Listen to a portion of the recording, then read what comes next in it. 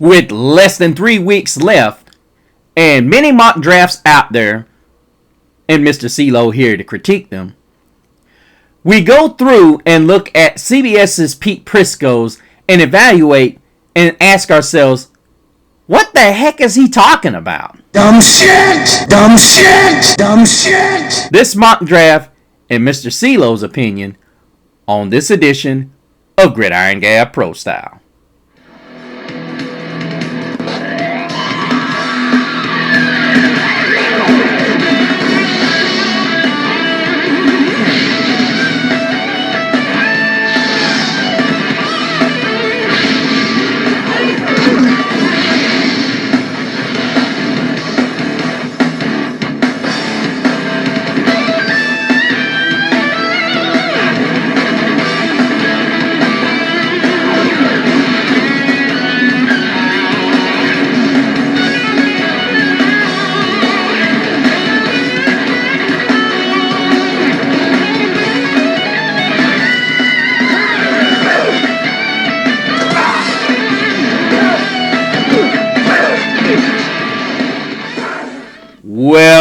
Welcome back, Gabbers.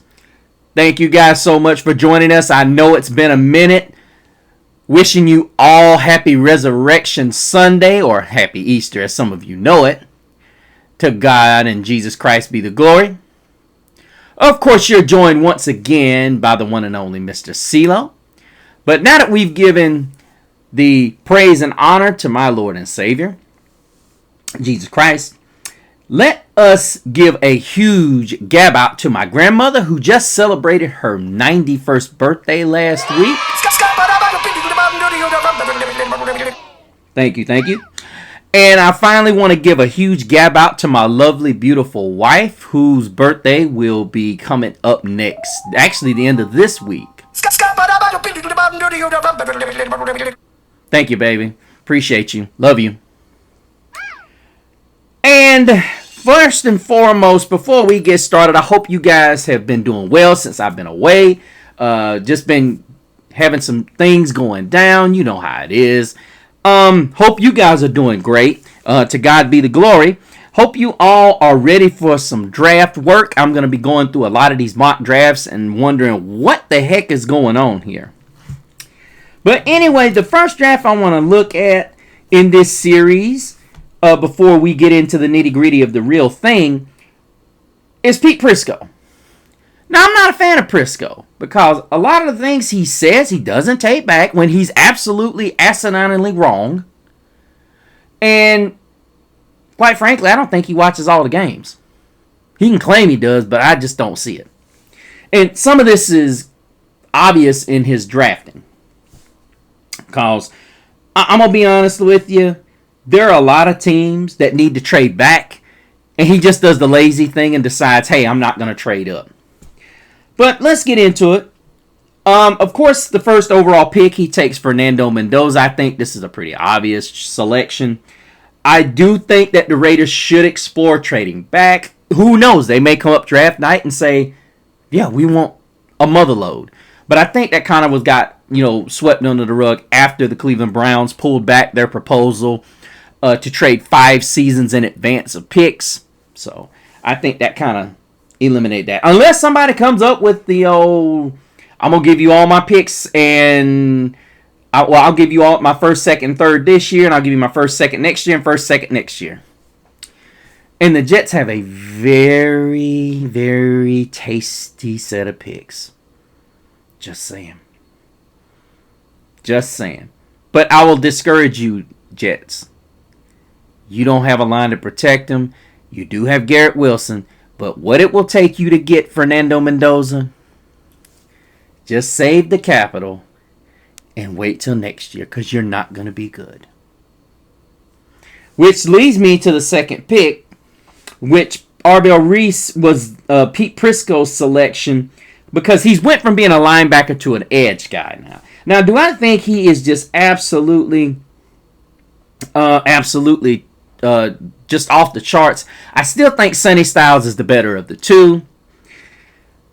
But given the fact that you're looking at a team in Aaron Glenn that is trying to make some kind of waves without a quarterback, this is going to have to be it.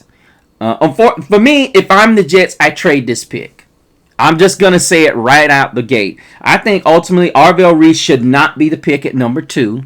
I think the Jets need to trade back and allow somebody to ransom that pick, to come up and get it.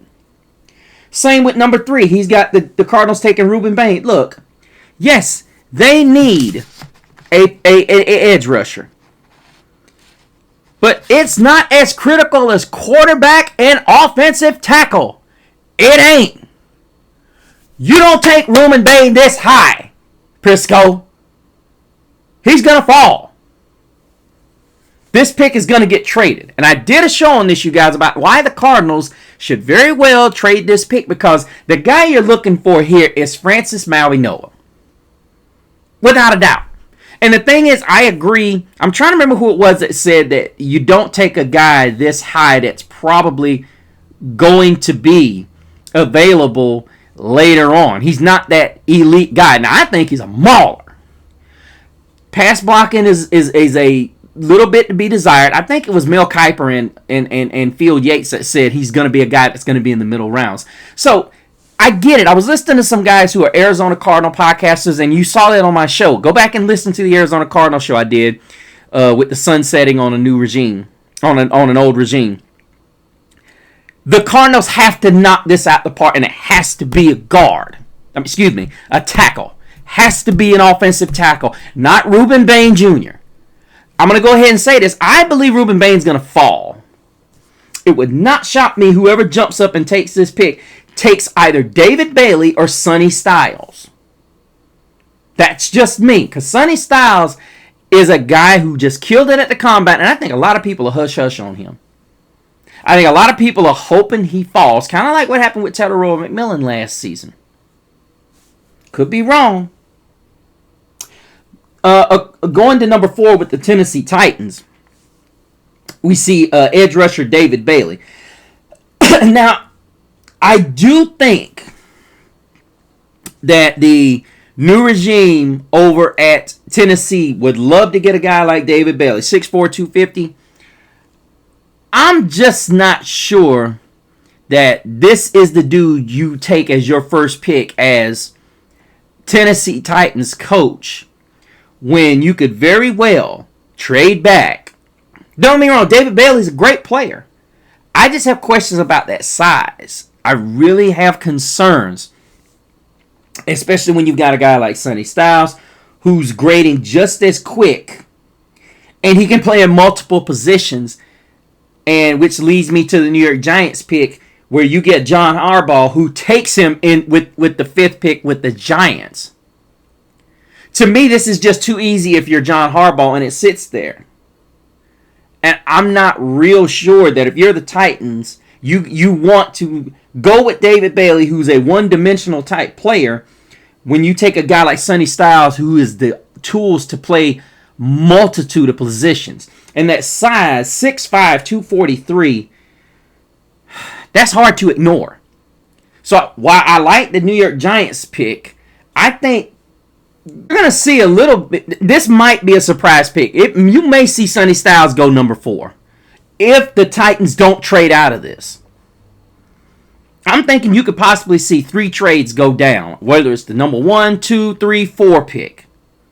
Because realistically, all 3 of those teams need picks. Now, I know a lot of people are going to say, why would the Jets trade out when they've already got another first-round pick? Well, here's the thing. If you can get another high second-round pick, you could very well walk away with a huge boatload, including next season. And realistically, when people sit and they think about what this team already has and what it needs, which is a lot, you could walk out of there, get another first, that's a good pick, but you could also gain another second-round pick. You've already got 2 seconds. However, you don't have a third. So, realistically, you really need to gauge this and gauge it effectively. If you can trade down and still get you 2 quality prospects in the first round, which you can, and possibly get a third, that's 5 players in the top possible 60. And there's some good players in this draft, especially the top 2 rounds. With a guy whom I'd say 2 guys in the second round that grade first round grades. But whether it's injury concerns or just possibly character issues, these guys can play. So with that being said, let us move on from Pete Prisco to number 6. He's got Cleveland taking Monroe Freeling. I like this pick. However, I think it's a little bit high to take him. So it would not shock me if Cleveland traded back and allowed somebody else to jump in here to take somebody like we see at number 7 with Washington taking Jeremiah Love. I love this pick. Because ultimately, when you look at what Washington has not had during the Jaden Daniels tenure, which is not very long, but it's a small sample size, you really need to get a guy whom, with Jaden Daniels' elusiveness and his ability to get out on the perimeter and break down defenses with his legs, if you can truly get you a guy who can play both on the outside and the inside, and is a threat to take it the distance. And when I mean outside and inside, I mean he can play wide receiver. You could literally take this guy, and I know people are saying this is low on the totem pole of needs. I disagree. I don't think you have a game breaker. This guy is a game breaker. He changes things for you. I get it. You haven't needed wide receiver, but you can make Jeremiah Love that. And he creates matchup nightmares. And, of course, you definitely need another center, but you can get that in the later rounds. That's just my take on it. So I really like this for the Commanders. But don't be surprised if you see a team that is sniffing that and they jump in and get them. Now, a lot of people say, oh, nobody's going to jump in and take a run. Jeremiah Love is the generational tailback. He really is. He's a game breaker, and he can catch the football. Then you go to pick number 8, and you see Carnell Tate out of Ohio State selected. Now, there was quite a few mock drafts that I've been a part of where I've seen Carnell Tate taken as high as number 2. I think he's a talented guy, but this is a perfect fit for him because I'm not sold on Carnell Tate being an elite number 1 guy. You look at the 2 seasons he's played in. He's played around the likes of guys like Jeremiah Smith, Emeka Ibuka, and he's never had to be the alpha dog. So I think this makes perfect sense, taking him right here. Now, do I think he's the best wide receiver in the class? That's a stretch. He's never had to be the alpha on a team, and that's where my questions come into play. I think he's a great wide receiver. He's a great number 2 to someone like Chris Olave. He's going to be an excellent target for the old man rookie that they have there. He's actually, Tyler Shuck is going to love this guy. He's big. He's physical. He's a great route runner. Basically an extension of Chris Olave, just younger. Then you see Kansas City taking Mansour Delane out of LSU. Kind of iffy on this pick. I would figure if, yes, they do need a corner. I'm of the belief that they kind of need to go on that line. Now, I get it. You're getting a good pick here. But Kansas City's got a lot of needs this season. They've been struggling, keeping up with that Super Bowl push for the longest time, and it has finally caught up to them. And realistically, when you start to really look at where the Chiefs are lacking, I mean, Chris Jones is getting up there in age. You're going to have to look for a replacement for him. And they've lost some really good players in free agency and via trade. So you really have to start, really starting to put yourself in a position where you've got to replace these players. And really, they've been able to get away with it. Them being Kansas City, they've been really able to get away with it. And with the signing of Kenneth Walker in free agency, cornerback is your top priority. But you also got to remember when you lost your top tackle, in the offseason. So you really have to be thinking about that. And eventually you got to be thinking about tight end as well. And this would be a really good spot with some really good cornerbacks out there. You could trade back far enough that you could possibly land Kenyon Sadiq. That could be the heir apparent to Travis Kelce. And what an heir apparent it would be. And then still get your cornerback in the second round. I mean, just the food for thought. I mean, I get it. You gotta shore that up. Y'all excuse me for wearing my Carolina Panthers shirt. As y'all know, I am a Panther fan. But looking along the lines of what the Kansas City Chiefs have to do, I think trading back makes perfect sense. And I think when you look at the biggest needs, I think ultimately that is what Prisco's looking at. And I think ultimately that is what that is why he chose to make this decision. And rounding out the top third, we go into Cincinnati, who selects safety Caleb Downs. I think this is either or with the Bengals. Monsieur Delane as well as Caleb Downs. These two guys are going to go to one of these guys is going to go to Cincinnati. I think ultimately the Bengals would love to be the latter of the two, which would be Caleb Downs, because one, he's a hometown kid and arguably the best safety in this draft. And they can kill two birds with one stone with Caleb Downs. They can go ahead and they can make him the guy that, is the utility knife. He can cover, he can play deep, he can play along the line of scrimmage and help that Cincinnati defense in the run game, which is what Al Golden likes to do. He likes to bring his safeties up in and around the line of scrimmage, and so that ends up being a really good spot for the Cincinnati Bengals. I think this is a good pick. All right, let us get into the second third of, well, not officially, but the second third of the Pete Prisco's first round mock draft. As we see Miami picking at number 11, he's got them slated to take Jermond McCoy. Look, I will say this. Their cornerback room is in desperate need of a makeover. I get that. However, you got a huge need at wide receiver. This ain't even up for debate. They've got a massive need at wide receiver. And realistically, when you go and you start looking at what is available at wide receiver, you got a guy in Jordan Tyson. I get it. There's questions and there's an injury he's coming off of. I understand the lack of production in this situation. And the thing that bothers me more than anything else is that you're taking a corner. Yes, he has the ability to be pretty darn impressive. But the thing is, the cornerback room is already pretty darn good. I mean, you've got guys like Colton Hood. You've got Brandon Sis, and you've got Avian Terrell, who could fill that slot position right out the gate.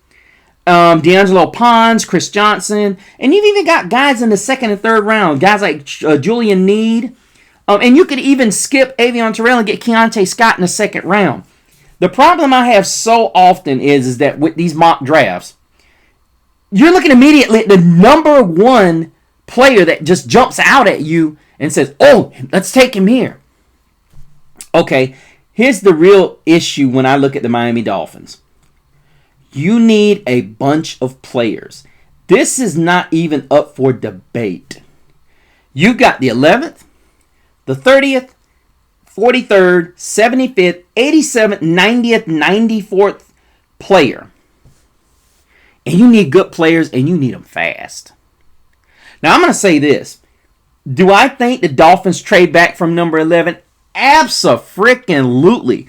You have a critical spot at the guard spot, at the wide receiver spot, and realistically, you need to trade back because here's the thing. I'm going to go totally opposite of what Prisco is saying because while he's sitting there talking about take corner, you need to trade back and get the best guard in this draft. Without a doubt. Without a doubt. Because realistically, you need it. Because you have to get protection from Malik Willis on the interior. Because here's the thing. As long as you protect him in the interior, He can get outside. But what you don't want to have him doing is having to run for his life with guys coming at him from the middle. He needs to be able to step up in the pocket and be able to finish throws. He shouldn't be getting hammered up the middle. I'm just saying. That is where I have a problem with that. This is a situation. This is a situation where you have to really play the numbers. And I would even use Miami's draft capital late in the third round, the 1994th picks, to trade back in and get some of these positions of need. Because realistically, the Miami Dolphins, not necessarily a hot mess, but you're going to have to get 2 corners. You're going to have to get 2 wide receivers. And you most definitely are going to have to get at least a guard. I would argue 2. So you're looking at 2-2-2. Now, realistically, there is 1 guard. And there is a possible wide receiver that you could get in the late second round. That could be some massive difference. He's a big wide receiver. But we're talking about the first round. And honestly, I would think if the Dolphins really wanted to make a splash, you go ahead Vega Ione. You trade down and draft him. Because ultimately, there's going to be, before this is over with, Vega is going to end up being drafted probably top 20. I don't see him. He is just too much of a presence to fall past 20. I just don't see him falling past 20. I think ultimately what's going to happen is you're going to see a couple of teams like the Chargers come up. You could possibly see the Steelers come up. I think the Dolphins trade back possibly 3 to 4 spots, snatch him right up. Somebody like Baltimore who could possibly want a corner. Possibly somebody like the Rams or maybe even the Jets could jump back in there and get a corner. Who knows? But that's where I disagree with Pete Prisco on that. Then we got number 12, and I'm like, what are we doing here? Now, this is no disrespect to R. Mason Thomas, 6'2", 241 out of Oklahoma. But, bro, Jerry Jones, bro. Look, I get it. You're trying to remake this whole Micah Parsons thing. Look, man, Micah Parsons was an accident. Yes, you can all sit there and boo me and say I'm crazy, I'm this, that, and that. Micah Parsons was an accident, okay? If you all remember, they had nobody that was going to play that position, and you basically, in a nutshell, lucked out when you think about where this Dallas Cowboy team was able to, that basically caught lightning in a bottle. And now you're trying to do it again instead of just saying, okay, here we go. You've got Dylan Thieneman on the board. You have a needed safety. All right? And then you've got a possibility to trade down. And of course, you need an edge rusher and you need a linebacker. But I mean, look. You've got Kevin Falk here, a beastly guy who, when he's healthy, he's been exceptionally good. Now, you don't have a massive need. You have a massive need at corner. And I'm just looking at this and I'm saying to myself, okay, trade back and get Avion Terrell if he's there. The Cowboys are showing, Jerry Jones, once again, is showing why you can't trust him with his first pick. You just cannot. Now, I admit this is Pete Prisco, and Pete Prisco is drafting just like Jerry Jones. This guy ain't, and no disrespect to R. Mason, he ain't the 12th best player in this draft. And if Dallas passes on Kevin Falk, Dallas, we have a problem. Then we look at the Rams, who he's got slated to take Spencer Fano. Well, I kind of agree with this, but I've heard so many people talk about the Rams possibly taking a wide receiver here, and possibly taking a guy like Ty Simpson to be the heir apparent to Matt Stafford. I don't necessarily totally disagree with this selection. However, when I look at what the Rams really need, they need a big physical cornerback. Now, I get it. They do need a tackle. But, look, their corners got exposed against the Carolina Panthers. They really did. And, I mean, when you look at so many different pieces that this secondary has, they got talented corners, but they're going to have to get a guy that is bigger than 5'11". Or right at 6 foot. They've got to get some bigger corners. As I said, offensive tackle is a major need. I don't disagree with the final move. I do think a linebacker is going to be a massive need for them. And, of course, this is kind of high. But, given that the Rams could possibly trade back here and build some capital and be able to get that linebacker that they won in the second round, that's how I would play it. I would try to play it, see if somebody wants to move up, give me a high second round pick possibly, and let's go from there. See if I can get somebody like Rodriguez to fill that linebacker gap that I got there, or possibly get one of those big corners. Not a big fan of that pick, but it fills a need. And then finally, when you look at it, final being not being, to me, this is why I'm not a fan of Prisco's draft. Francis Mauigoa is the third tackle taken off this board. What's he looking at? Freeling has shown he's had some flashes of snoozes. Fano is still not a complete finished product. But you got a guy like Mauigoa who is just an absolute brawler. And they got him ranked as the fourth best tackle? I can tell you right now, there's some capping going on in the NFL. This guy ain't the fourth best tackle in this draft. I can tell you that right now. A lot of rooms, this guy is the number one. I would venture to say majority. And for him to fall here? Nah, bro. Baltimore would be they would run to the podium with this card if this guy was available at that position, because ain't no way he's going to be available at number 15. I don't see that happening. I get it. I made a statement that these guys are a little bit high as far as not being top 10 prospects. I don't think there's a top 10 prospect at the tackle position. But see, here's the thing. You take Mauigoa here, but as the Ravens, you don't really need a tackle. You need guard help. You need center help. You need defensive tackle position. You need defensive tackle help. And realistically, when you start looking at what the Ravens, this would not be a good pick for them.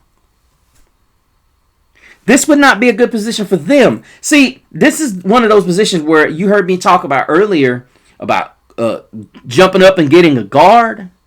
See, to me, as if I'm the Dolphins, this is the team I have to worry about. The Ravens.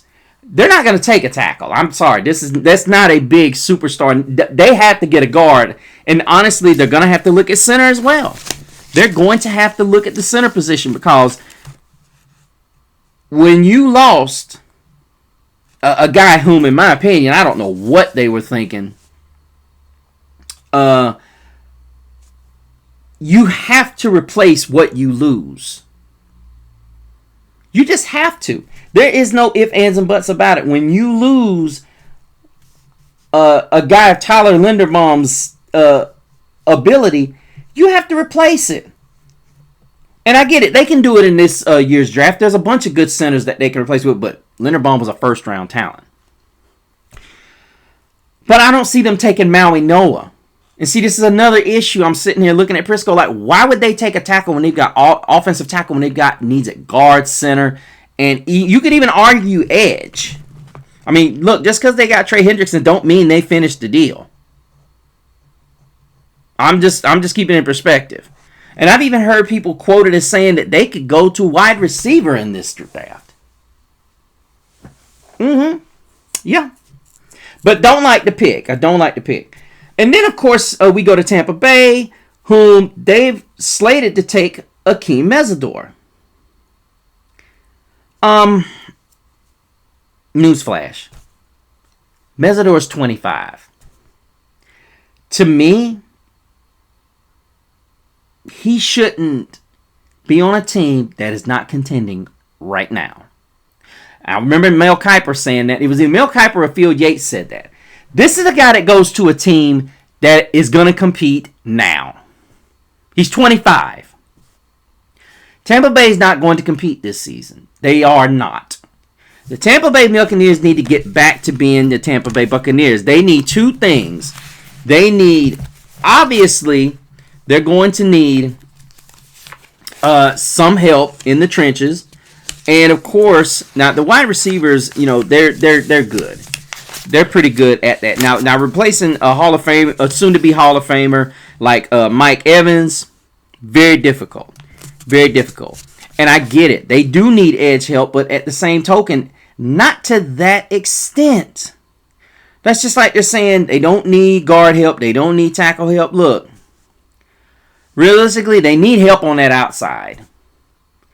Their outside was not great. I get it. They weren't getting a lot of pressure. To me, Hakeem Mesidor is a guy who can get pressure. The question is, can he do it against elite talent? Elite tackles. I think Kevin Falk's a guy that you have to look at and say, okay, yes, he's young and he can learn the game. See, you take two guys. One guy's older, one guy's younger. The learning curve is very small for Mesidor. Yes, he's got a great engine. But the problem is, he's 25. Falk's got time. Mesidor doesn't. You look at it, when he's done, let's say you take him first round, you take him. Now, to some people, he'd be a dream prospect. 25, 26, 27, 28, 29. That's fifth-year option. 25, 26, 27, 28, 29. Free agency. He's 30. You got your 5 years. You didn't have to pay him. But that means you're only going to get 5 years out of him. Not sure you want that. So I don't know if I agree with this pick. I don't think I agree with this pick for the Buccaneers. I would say Kevin Falk would be the choice. Then we go to the Jets, who are slated in this 16th spot. Jordan Tyson. I like the pick. I do. I like the pick. He would go well with Garrett Wilson. He's a big physical presence. And all of a sudden you've got two number ones to go. Now you just got to get the quarterback situation correct. Which, in my opinion, I think what you end up doing is you end up setting yourself up for the next season to draft your quarterback. And you already have your two elite weapons here. I like the pick. I really do. I like it a lot. Prisco nailed it. Then it leads us to number 17, which is Vavega Ione out of Penn State. We all know Detroit's need on that offensive line is well documented. We've heard that the Penei Sewell's probably going to be kicked over to the left tackle position, which still means that the Lions have a need at the other tackle position. So I was kind of concerned when I saw Prisco say Vavega Ione here. But I can honestly say that at this point, you could always, and I suspect Detroit's probably going to trade up and get that tackle in possibly Blake Miller. Now, it would not surprise me if Chase Bizantis out of Texas A&M gets they trade up and try to get him in the second round, as opposed to attempting to take Ione here. Because to me, I see a lot of up and down here, as we see that tackle is extra critical, as well as seeing that the Lions most definitely need offensive tackle as well. So needless to say, I would have been more inclined to see them possibly trade up and get a tackle. But, needless to say, this is kind of a deep class for, I don't want to say deep. It's really top heavy. There's a lot of good tackles that are going to go in the top round and a half. So honestly, to me, I would probably see Detroit possibly trading back up high in the second round.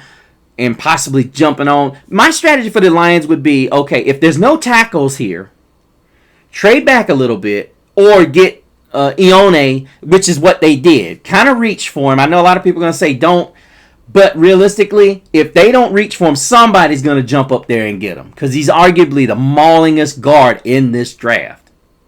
So do like the pick, but it's kind of one of those where it's like, guys, this is why the draft is what it is.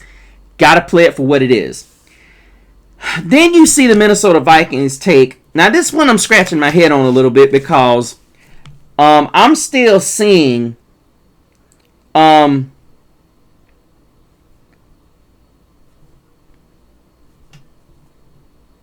Thieneman on the board here. He's got them taking Minnesota taking Peter Woods at number 18. I'm not so sure. I don't agree with this because here's the reality.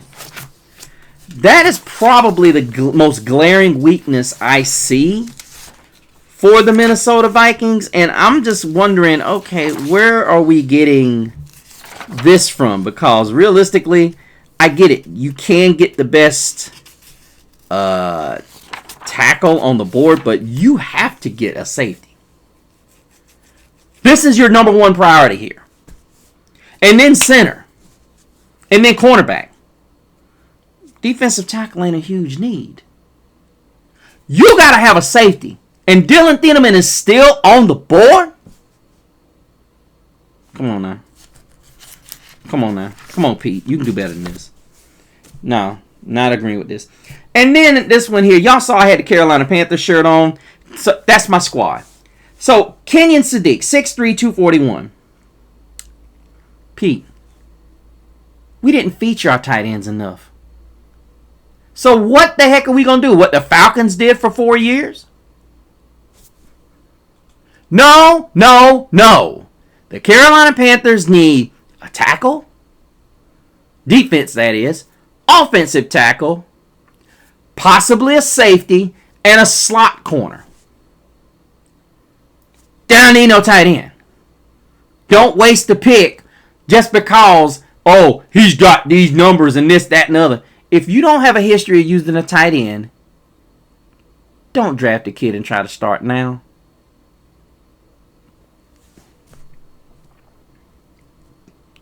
Then we see the Cowboys. Oh, he actually had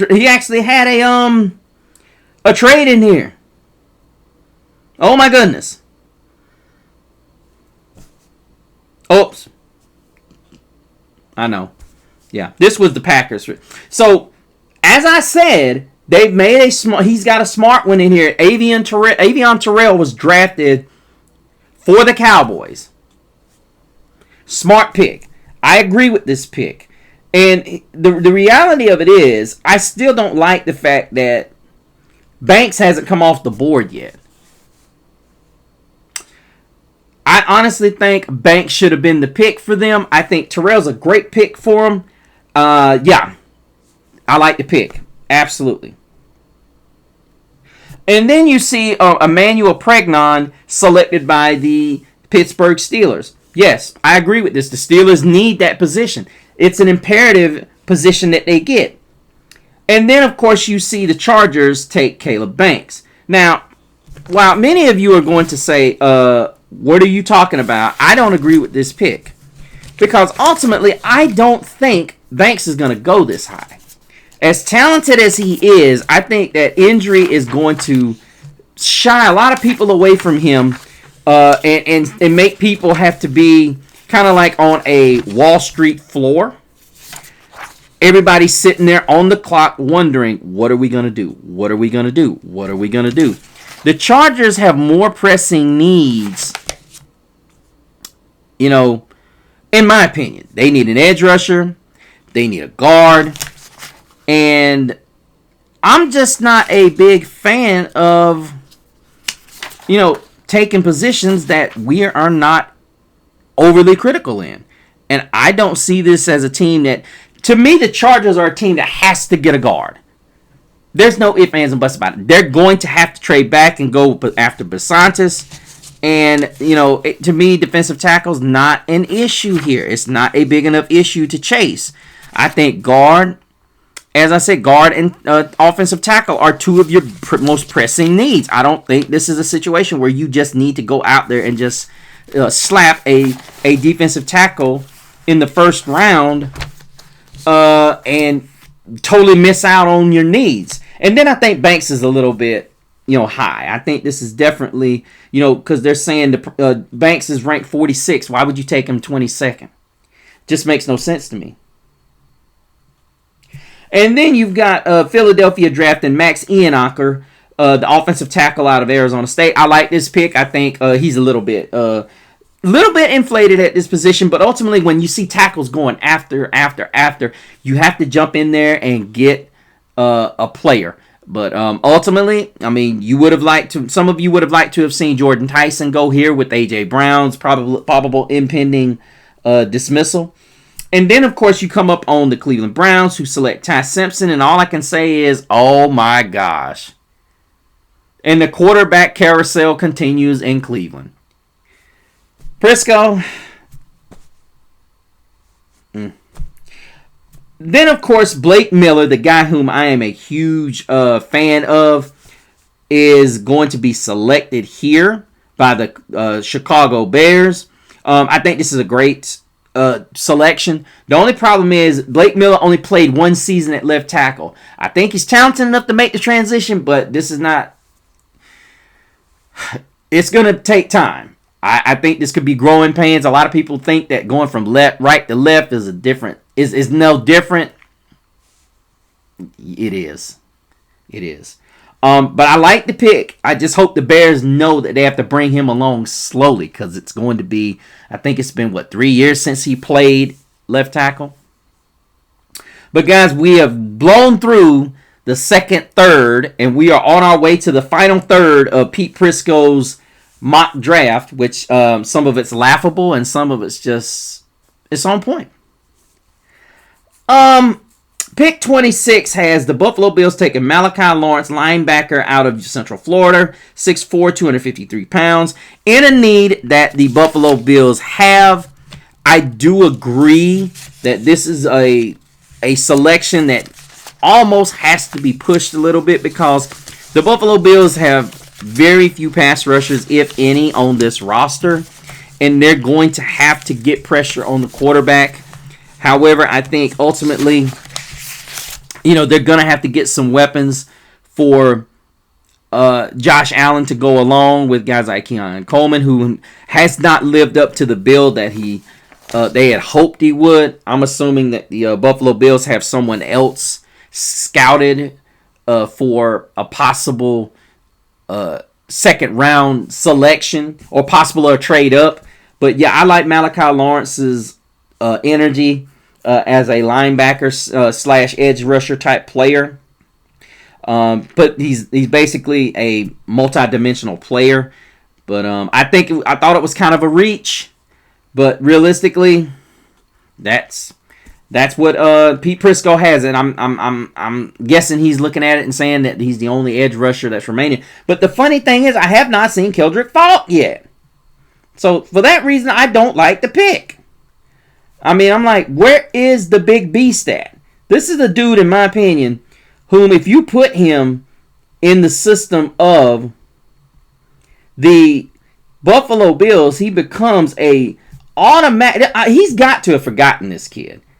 I'm sorry, because to me, Keldrick Falk is one of the best defensive end guys. He's one of the best edge players in this draft.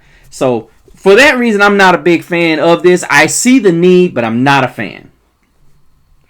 Then, of course, the 49ers, who have a glaring need at tackle as Trent Williams is aging, take Caden Proctor.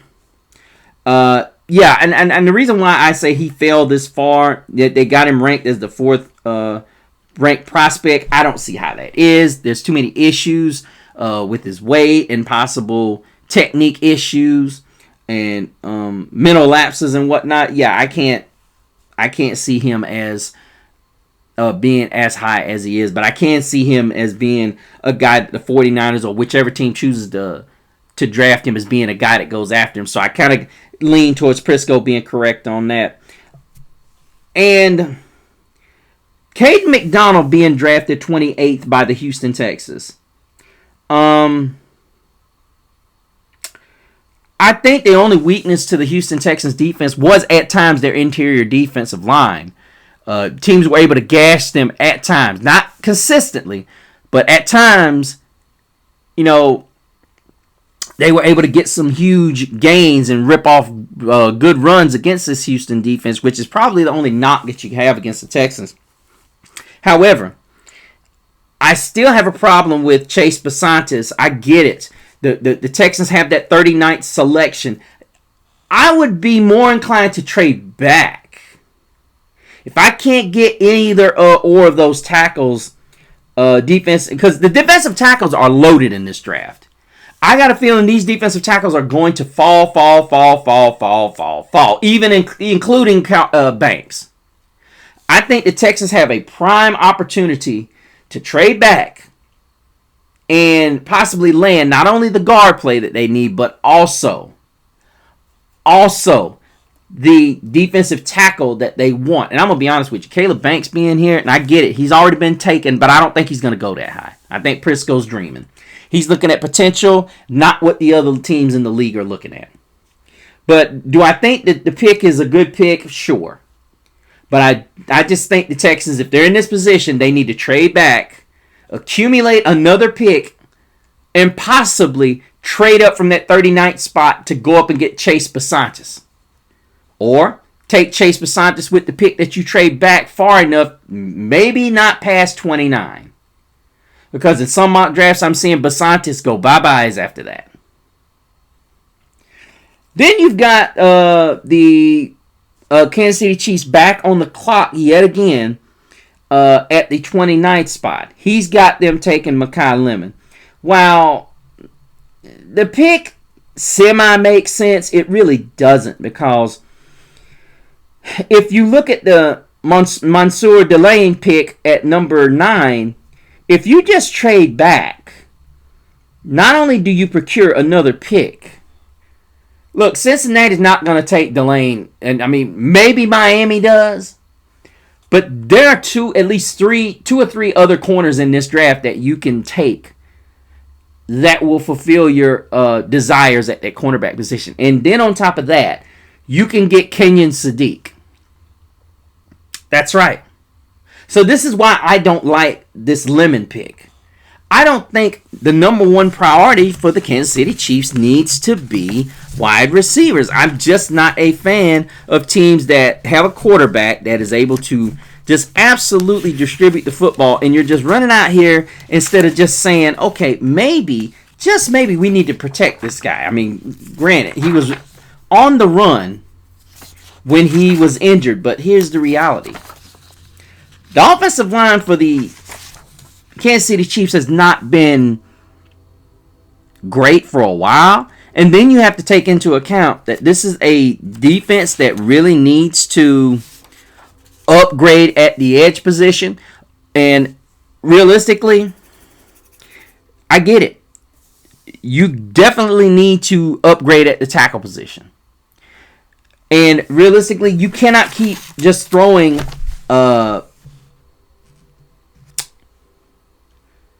basically good currency into a room that, I mean, what is Lemon going to bring to you? Especially with Mahomes being down. Sorry. Just not sold on Fields. Not a good pick here. And then you see Miami swoop in and get Dylan Thieneman at number 30. And this is what I'm talking about. Now they've come back and they've actually fulfilled their secondary duties, but I still don't like this pick because you need a number one. You need a number one. Wide receiver for Malik Willis. Don't go out there getting this man number 2s. Because either way, if your whole dynamic is, okay, I'm going to give him a bunch of number 2s, and then we're going to go out and we're going to get Jeremiah Smith out of Ohio State next season. I hope that's what your plan is. Because Malik Willis, I mean, he don't need to be thrown out to dry. He doesn't. And with the 31st pick, you got Zion Young being drafted out of Missouri to the New England Patriots. Like the pick, however, I think it's too high. I like the thought process here, but I still thought this pick was a little bit too high, Pete Prisco. Thought it was too high. I'm still not seeing Keldrick Faulk.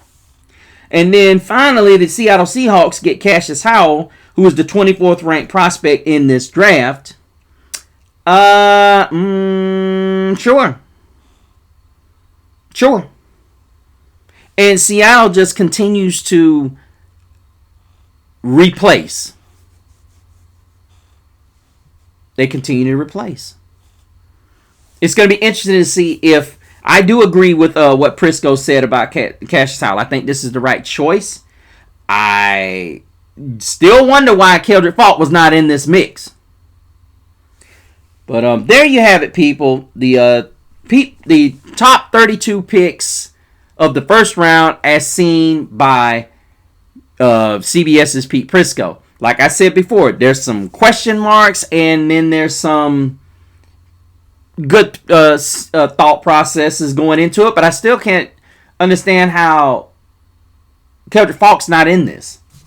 I'm trying to figure out where is this beastly of a guy's name. This is a guy, in my opinion, whom he could very well, in the right defense, go and honestly win Defensive Rookie of the Year. And that was where I was not understanding how Amezador shot over the top of Keldrick Faulk, because he's honestly a beastly of a guy. He reminds me a lot, body-wise, of Myles Garrett.